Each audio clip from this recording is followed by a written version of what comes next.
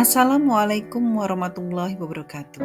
Berikut ini adalah aksi nyata prakarsa perubahan dengan kanvas atap dari modul pembelajaran yang memerdekakan oleh Dwi Yunitasari, CPP Angkatan 10 Jepara.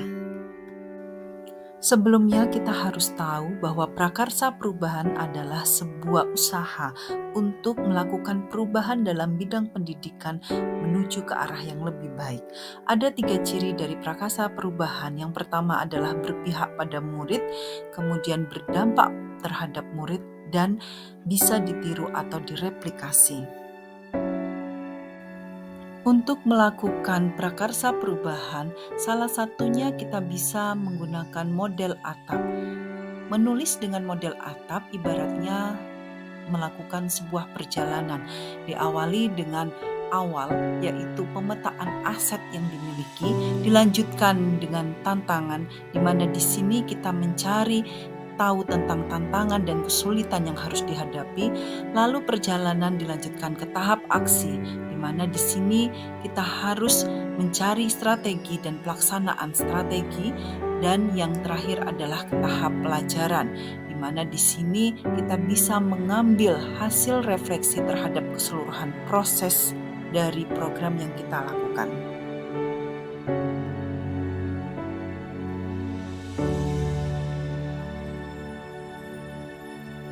Adapun prakarsa perubahan yang saya programkan adalah pembelajaran kontekstual bersama alam takambang.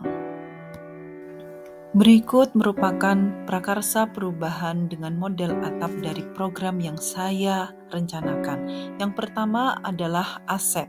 Di sini saya memetakan aset yang dimiliki oleh sekolah. Yang pertama adalah kemampuan minat dan potensi murid yang beragam namun belum terarahkan.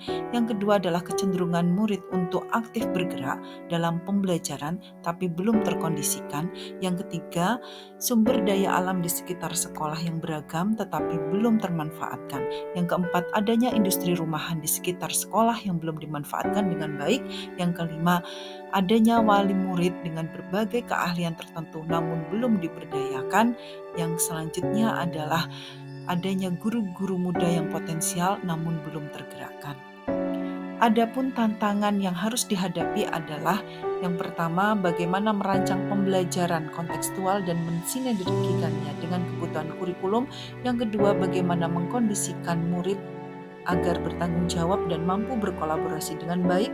Yang ketiga, bagaimana menumbuhkan partisipasi orang tua dan masyarakat dalam proses pembelajaran. Yang keempat, bagaimana mencari tahu minat, bakat, dan potensi murid. Dan yang kelima, anggaran kegiatan pembelajaran yang masih terbatas.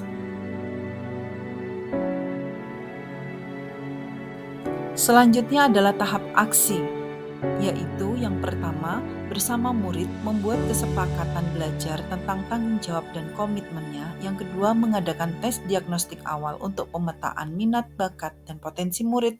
Yang ketiga, mengikutkan murid dalam perencanaan pembelajaran baik dari segi proses maupun penilaian. Yang keempat, bersama murid mencari inspirasi dari berbagai sumber belajar. Yang kelima, menerapkan project based learning yang kontekstual. Yang keenam, memberikan kesempatan murid belajar dari orang tua maupun masyarakat sekitar. Yang ketujuh, memberdayakan murid untuk berbagi pengalaman, ide, dan kreativitas kepada sesamanya. Nah, perubahan yang diharapkan adalah yang pertama, munculnya tanggung jawab, kemampuan kolaborasi, kemandirian murid dalam proses belajar. Yang kedua, meningkatkan keaktifan dan kreativitas murid. Yang ketiga, murid memperoleh life skill sebagai modal masa depan mereka. Yang keempat, murid akan lebih peduli dengan lingkungan. Ending dari semuanya adalah mewujudkan murid yang berkarakter profil pelajar Pancasila dan menjadikan murid mampu untuk mengambil peran dalam masyarakat. Demikian prakarsa perubahan dengan model atap untuk program pembelajaran kontekstual bersama alam takambang dari saya. Sekian, semoga ada manfaatnya. Terima kasih. Wassalamualaikum warahmatullahi wabarakatuh.